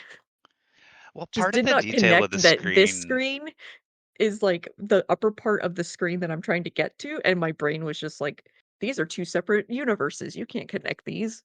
yeah. God damn. And I will say, like, part of the detail of the screen in this game, it definitely, like, you don't always cue in on the stuff that is something you can interact with versus something that's like background or side area. Like, it's hard to tell what's set dressing and what's actually interactable. And I think that's kind of Mhm. specifically because it's like 8-bit and it's just we're not used to seeing 8-bit stuff in a while that it's not quite as clear anymore. Mhm. Yeah, for sure. It's like, oh, especially when it's like I was talking about where there's like part of the screen because it's all one big and maybe like a big zone will scroll as you walk, but like they have to do the screen shift where I'm like, I'll be Mhm. doing something there's like the water area where it's like you raise the water, lower the water, jump on the lily pads, and there's frogs throwing molotovs at you for some reason. And then or fish rather. And there was like in one part like, oh, I just gotta go down, but like the way it's colored and like if I'm chatting, not paying attention, I'm not noticing that, oh, I gotta look at the edges. Like the bustable rocks like totally stand out because like okay, these are breakable rocks. But yeah, some of those things like you got to get used to that old school kind of art style to be like, oh right, Yeah, some of it was definitely like I just am not used to this art style for a while because it's been a hot minute since I've played a game like this. yeah, And I can't uh, get too mad at it because I know that if I went back and played, like, you know, Oracle of Ages or right. Seasons or anything like that, I would absolutely What the have the hell do I same fucking do? problem where I'm just like, "Where am I and what am I doing? How do I get over there?" And it's just like, Yeah, "Oh, you just go around. They're connected." Shit. for sure. Yep. Well, we'll have to But talk yeah, about it more once you finish fun it game. because I want to talk about the last boss because I have both positive and negatives. Did you guys Same. beat Lionel when he was the Kraken, or did you not beat that at the very start of the game? Nah, I wasn't gonna. I did some good I damage didn't to him. bother, no. But I didn't I was like, "Nah, this is, like, clearly you're not supposed to." It's like, I don't care. I'm not I one of those, like, Yeah. "Beat the grafted." Like, I'm just like, "Whatever." Yeah. my psycho ass was like, I have to beat this to know what you get. Now, to pivot, and until you beat the game, I did start the Liza P DLC, last night, on stream for a little bit. I was like, "You know what? Let's start the Liza P DLC," 'cause I was gonna take a break and play Karen, but I was you know, I kind of just gonna jump into Liza P DLC. So I went into that. I to reacclimate myself. They did like the whole you can go back and fight old bosses again. So I was like, okay, I fought the first boss, the ringmaster, whatever. I was like, just fought him, and because I was wondering, I was like, okay, I have two saves. I have a new game where I'm at like the end of the game. I'm like level 86 or something. It's like, okay, I can go into the DLC that way, or I can use my new game 5+ run and go into the DLC that way. And I'm like, okay, but how much is going to punish me for being on new game +5? Like, is it going to be too hard? What? Because I've heard like DLC is pretty challenging. But I just went into it on my new game one, and then I ran through before I was streaming. I kind of ran through. I was like, okay, let's do trial by fire. I'm just going to go into it, relearn the game in the DLC. Played through, and there was like this bear, and you played the DLC, right, Isley? Yeah, Okay. There's that bear with it's its good head in the DLC. cage that was like tortured or whatever, and towards that bear's like, I mean, the bears in the base game are pretty tough, but you can deal with them pretty easily, well enough. And this guy's like kind of a pain in the butt. And then like he kills me twice, and then I kill him on the third go, and then I go up, and then I get to that like not even like a mini boss because it has no health bar, but like the giant ape outside the zoo, which I've heard, I guess, is like a challenging first. I don't know if that's the one they're talking about, like a challenging first sort of enemy type. but I killed that guy. I almost killed him the first go, but I got stuck on like a body on the ground, so I couldn't dodge anymore. And I had him like a sliver. I was like, God damn it! I was like, I got killed because I got stuck. I got so mad. Then I went back and beat him immediately the second time. Went through the zoo, or in the zoo, went through the building you're in where it has the mammoth. Cleared that area out. Then I went down and I fought the kangaroos. It's like, oh damn, there's kangaroos, and the big kangaroo's like, oh damn, this guy's crazy. He was kind of crazy. He got me the first time, took him out, and then I fought what I thought was another elephant, but it was more like this chimera thing, and it went all Resident Evil 4 on me. And that guy was challenging. I was like, I didn't have to fight him like you with the Kraken. I didn't have to fight this guy. I could just run past it, but I was like, I gotta fight this guy. So like, I mean, it was I like, had to fight him. yeah. So I was like, I gotta fight this weird elephant amalgamation creature thing. It's like the first phase is super easy, and the second one's like, challenging and annoying and blah blah. And I powered through that, got that, and then I went on. So I haven't even gotten to the first boss yet, but that's what I did. In that I was like, okay, I gotta fight this thing. I was like, I can't not do it. But it was funny because I was like, how do I switch my Wait, Legion had you on? not played the Liza P DLC yet? Why did I think you played it like right No. when it came out? Nah, I picked it up. I didn't play it right away. Because it shadow dropped. It's like, oh, it's out Tuesday, and I was like, I got other things planned to Oh stream. yeah, they did one of those surprise surprise guys. If you said 2 months, I would have planned for it. But you can't just impromptu drop DLC on me, bro. So because You can't another just streamer impromptu give me stuff I want without making me wait for it. I had plans, man. I I don't need like to impromptu plan. stuff. I don't like impromptu things in real life. I like schedule. But like another streamer I follow, he finished up his no leveling Sekiro run, and then or no health leveling Sekiro run. And now he's back in the Liza P DLC, so I can't watch him because I haven't played it. So I'm like, damn it! It's like I watched him play through the rest of Liza P, but he went to the DLC first before finishing the game, which I think is a bad order. But someone told him to do that. I'm like, whatever. I think he should beat the game first, then do the DLC. But anyway, so I'm like, I can't watch him. So like, I'll just catch up to him. And he was doing like, I guess the first boss, and he was on like I feel like 86 or something. I feel like there's actually end of game stuff you want to do first before the DLC, so you actually understand the story. Yeah, that's the other thing too. Is like I've heard like it spoils some things about the end. I'm like, if you don't care though, it's like okay, that's fine. But there's also like I feel like you should do it in order of operations. Like not now if you replay the game, sure, do the DLC whenever. But I think you should do things just like we talk about. What order should you play Metal Gear? Play in the order of release. Don't do chronological. That's insane. Don't do that. Yeah. So it's weird that he's doing like someone suggested, which I thought was such a weird. I would not have done that. But whatever. Especially because it's so apparently jumps up in difficulty. I don't know how much. That's why I'm curious. Like, how much more difficult is it? That's why I thought about going to my regular game one save, going to the DLC, and seeing like how much harder is the bear, how much harder is this creature. Do they hit me? It basically is just like I can die super easily, but that's kind of like Souls games in general. But I also hit really hard, and I have a lot of tools at my discretion. So I'm like level 190 or something like that. So it's like I just got points dumped and stuff I don't need. But yeah, so it was kind of like the typical like Souls DLCs where like it gets harder, but the jumps up are not as drastic as main game, new game to new game plus, so it's meant to be higher level no matter what. Yeah, but I'm curious, like because I essentially had the same builds. I don't have all the same weapons, of course, in my regular game save, which I only have because I was going for doing a trophy cleanup. So I ran a new game to do trophy cleanup. But yeah, I was like, because I was like, I don't want to do some new game plus because I got to beat. I'm in my new game plus. I was already going for other trophies. I don't want to do that. I just got to quickly do the side quests for this one character. So I ran a new game, speed ran it, to get the platinum. But anyways, yeah, I'll be curious how it goes once I get to the boss. So I look forward to playing more of that. But yeah, I did pick up in my summer sale thing, when I was talking earlier about buying a bunch of stuff. I bought Cairn because that was on sale. I picked up Metal Eden because that was like on sale as well, and it was bundled with a game called Ruiner, which I guess is from the same developer. And then I also got Super Battle Golf, which I thought we were gonna play this Can't weekend, wait but for no you one to was play available. Karen. Cannot wait. Yeah, I'll play. I might hit like hop between both Cairn and Liza P if I don't just speed through Liza P. Or like maybe get to Liza P, I'll get to a boss. Maybe if the boss kills me all one stream, I'll take a break, play Karen, and then go back and do the boss in Liza P or something like that. But yeah, I was hoping we'd play Super Battle Golf this weekend so we could all talk about playing a game together. You saw those messages and you're like, leaving me on red. I'm like, I'm on the fucking side of like a mountain. Yeah, right it makes sense because you're so sick. You're gonna be like, I'm in gonna a go cave do outdoor actually. stuff. Yeah. Yeah, needed to get outside. And then Michael's on his PoE BS, so we didn't get anybody to play. I tried to get my cousins, like, you gotta play games. Like, I don't have PC. It's like, I thought you played FF11 Horizon. And he's like, I only have it for that. I'm like, God damn it, you do have a PC. Oh my god. Yeah, it's like a laptop, and that's all he plays. I don't play PC games. Like, we just need at least 3. I want to play Mecha Chameleon, but we can't. I mean, I have a laptop too. Play 14 on it right now. What do you mean? Yeah, Mecha Laptops you can should. Chameleon lame. does look really fun. I would actually be down for playing Mecha Chameleon. You I That wish should. Steam that was It's game cheap, looked cheaper. man. Yeah, blast. and that's like one you could easily do because it's like $6. And Super Battle Golf, like I said, is also super cheap as well.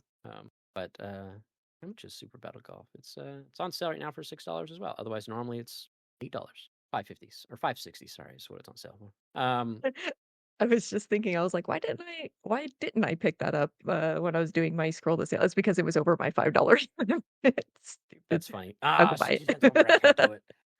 Yeah. That's over budget. I can't do it. No, stupid. Yeah, there were some Just other go get games it. that were on sale that I wanted to pick up because I got a lot on my list. Oh, I did also play as part of Next Fest. I think it was part of Next Fest. There's a demo for a game called Iron Nest Heavy Turret Simulator, which is essentially like that game PVKK from the people who did Dome Keeper. It's on my wish list. It's not out yet. It's going to come out. It has no release date, but it's like you're in charge of like it's a I don't know what they call it, but like a button lever simulator game where like you're pushing buttons and levers, and that's what you're doing in Iron Nest. Is like you're on this big old, it's like alternate history. I think it's like before World War One or whatever, but you're in like this giant walking mech turret, and like you essentially you have a map and with like a grid map, and they go like, oh, spotter one saw the target 270 degrees in their position. And then spotter two saw them 186. So you draw the lines, and at the intersection of lines where the target is, you calculate the distance with the machine on there, determine how much, powder you need. You load the shell, you load the powder, charges, load it up, aim the turret, all this stuff, fire it, and it watches. And it's like, this. So it's like you're doing a bunch of math to figure out where things are. You can fly over like spy planes to like take aerial photographs of the map to figure out where like other things are. There might be like a buried bunker. You got to use like an armor piercing shell or something like that. And but you also got to watch out not hit friendly targets. There's like a whole propaganda machine. If you accidentally blow up a friendly target, like, oh, the enemy, they took down the hospital. It's like, I took down the hospital. But thanks for I did that. but so I think it's going to do in this game where it's like, oh, you could follow orders all the way to the end, or you could switch sides and be like, okay, I'll destroy this. But it's just a fun like simulation. I walk around, pull levers, hit the buttons, kind of game. I was like, okay, I'll play this. I don't think it's supposed to come out in August 6th. I think it's like made by like 2 people. I don't know the studios. Yeah, it's because if under developer it says Nick and Dominic Lados and Nick Newt. I don't know. It's a lot of letters, a lot of vowels in that name. Good job. Nieuwoudt. Newt. But yeah, just like 2 guys, I guess. Again, which is very like PVKK, but I think PVKK will probably have some more story stuff to it. But yeah, so I played that. That was fun. I also have a demo for a game called Cosmic Fear, which is part of Next Fest. I downloaded. I wanted to play it, but it's so unoptimized that even at like 1080p 60, it's like using up all my resources. I'm like, God damn, so I Jeez. can't stream it. But yeah, I look forward to playing Cairn. Metal Eden's a game that's been on my list for a while. And it was like it was super cheap. I remember the name Ruiner, but I don't think I've watched anybody actually play it back when it came out. Isometric looking game. But yeah, not like I said, a lot of other stuff that was on sale. I didn't pick it up because I didn't want to like bog down my library. Like there's a game called Sulaco, which is like a retro. They call it a boomer shooter, like that Doom, Quake, Oh. Duke Nukem Did you say a 3D style. boomer shooter? That's the tag. It says boomer shooter. It's a first person shooter. And it's in that old school style where it's like it's pixelated. It's also like the animations kind of maybe on 15 frames or whatever for like the reloads and stuff like that. So it looks like, Quake in that style kind of game, those old style games. But I have that on my list. That came out a couple years ago, but it was I forget where I heard about it. But I was like, oh, that sounds a lot of fun. But that's on sale. Yeah, a lot of stuff. I had a lot of games on my wish list from stuff. But yeah, like a lot of sales. I just didn't want to grab them all. Like, no, I'll I wait. mean, much like we talked about, it's a good thing there's so many games on your wish list because there's like nothing between now and September. Yeah, I got enough. Like I almost picked up Dying Light the Beast because it's only $40 right now. I was like, oh, I could pick up that. And then there was like a bundle deal for Shinobi Art of Vengeance and Ninja Gaiden Ragebound. There's like a bundle deal for those. You can get them off together for 45% off. So $27 for both of them. They're both really good. And I'm like, damn, I counted to play them, especially after just playing Mina. And these are both like pixel art style. Well, like, Sega Genesis pixel style maybe. But yeah, they look really fun. But yeah, so that game, is on sale. That's I like. Ooh, that's a cute game. Yeah. Yeah, lots of sales. And one game I want to play It'd be too scary. Probably the Species Unknown. I really want to play that game. You can play it single player, but it's more like a co-op game, which is more fun. That's cheap. It's like $8. That's a game I really want to play. But oh well. But yeah, that's pretty much it. Not far enough in to really talk more about Liza P. I'll hopefully play more of it this week. Maybe I'll play Karen this week. We'll talk more about Mina in the end of it once you finish the final boss. I mean, I think I'll beat it by next week. Yeah. It really just depends on like. I'll probably take a quick look at the trophies when I get close to see if there's like any that I want to pick up. I already saw that it has some of my least favorite trophies of like Shovel Knight did the same thing where like speedrun trophies, I historically hate them. And then it has like don't spend bones trophies and don't like do other things. And I'm like, I have a suspicion this is going to be a game where I just don't give a shit about the trophies, which is not common for me, but certain games have like all the right ones that I'm just like, nope. Yeah. And I think this is going to be one of those games. For sure. Yeah, I was kind of looking curious, like, oh, what do they got? But not that I've gone back and platinum anything recently. But all right, well, we'll go ahead and call it there. We have a long episode we got going on here. But yeah, hopefully we got more to talk about next week. Hopefully not some insane news about more price hikes and layoffs or something like that. Yeah. But we'll price see, hikes, 'cause then layoffs, you know. it'll be the end of June, so unless people take off for the holidays and they don't report it yet, we'll the usual at this point. We'll see. Yeah. Yep. But, all right, well, we'll call it there. Thank you all for listening. Thank you guys, and thank you, Sarah, for joining. Yep. We'll see you all next time. Later. Bye.